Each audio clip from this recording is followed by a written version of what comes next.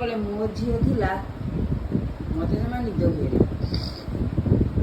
କେମିତି ମୋ ଝିଅକୁ ସଜବାଜ କରେଇ କାରେଇ ତାକୁ ପେଣ୍ଟିଂ କରିକି ଚଉରା ପାଖକୁ ପଠେଇବି। ସବୁ ଥାଳିରେ ଚାନ୍ଦ କରିକି ସେ ଥାଳି ଏବେ ବି ପର୍ଯ୍ୟନ୍ତ ଅଛି। ଆ ବେଳକୁ ବି ତମେ କରିବ ସେଇ ଥାଳି ସେ କରିସାରି ମୁଁ କରିସାରିଛି। ତାପରେ ତୁ ଖାଲି ବାହାର କରିଦେଲେ ଥାଳିଟା ତାକୁ ଚାନ୍ଦ କରିବି। ନା ରେ ସବୁଥିରେ ତ ମୁଁ ଅଛି ଆଉ। ତାକୁ ଦେଖି ତ ମୋ ଝିଅକୁ ଭୁଲିଛି, ନହେଲେ ନାହିଁ ତ ମୋ ସବୁବେଳେ ମନେ ପଡ଼ୁଥିଲା। ହେଇଛି ତା ନାନା ବେଳେ ନା ରେ ତାକୁ ଯେମିତି ସଜ ହେଇକି ବାହାରେ ଯେ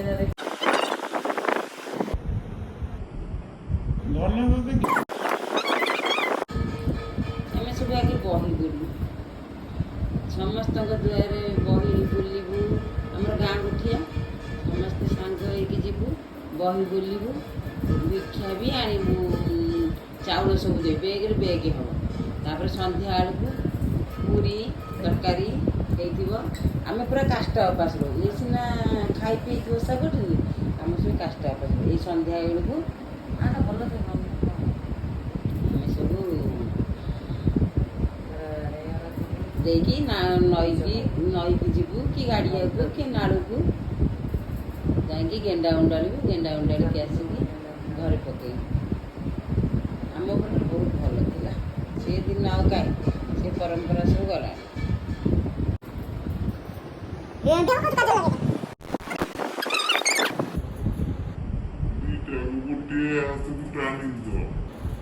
ସିନା ଆଖି ବା ଜାଣିକିନା ବୁଝୁଛି ଲଗାଇବା ଆଜି ତ ଏମିତି ଫୁଲେଇ ହେଉଛି କୁଆଡ଼େ ବାହାରେ କ'ଣ କରିବୁ? ଗୋଡ଼ରେ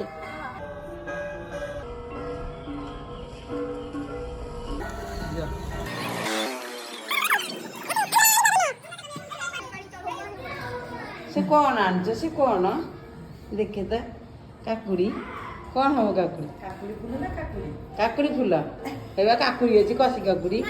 ଆରେ ବା ନାତୁଣୀ ପାଇଁ ତାଙ୍କର ବହୁତ ଇଏ ଆଉ।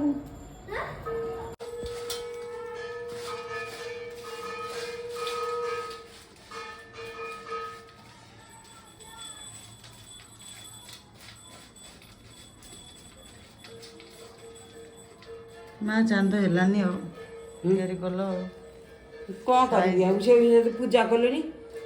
ହଁ ମୁଁ ହେଇଛି। ଚକୁଡ଼ିକି କରିଥିଲେ ହେଇଥାନ୍ତା। ମୁଁ ଆସିଲେ ଚକଡ଼ି ଦେ।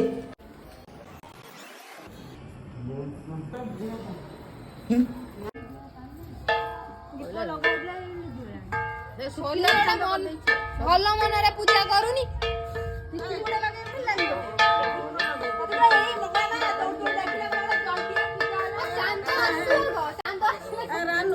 ହେଇ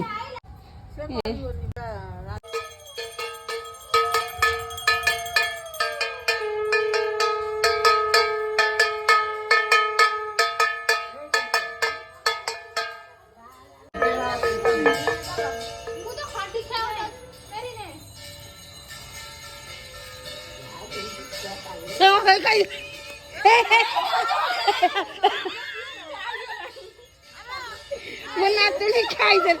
ହାତ ଦିଅ, ଫୋପାଡ଼େ ଫୋପାଡ଼େ ସିଆଡ଼େ, ଫୋପାଡ଼େ ସିଆଡ଼େ, ଫୋପାଡ଼େ ସିଆଡ଼େ, ଫୋପାଡ଼େ। ଆଉ ର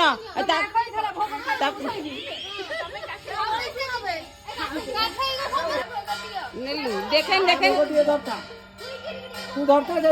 ଏଇ ରାଣୀ ଅନେଇଲୁ, ଯୋଉଠି ସେମାନେ ଯାହା କରି ତୁ ସେଇଆ କରିବୁ।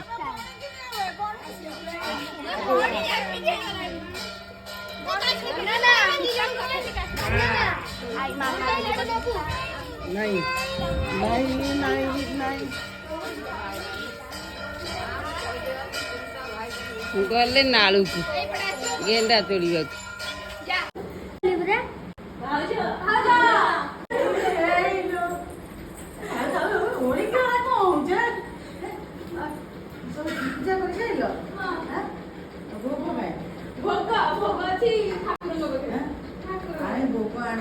ଡ୍ରେସ୍ ଆଣିବ ତାପରେ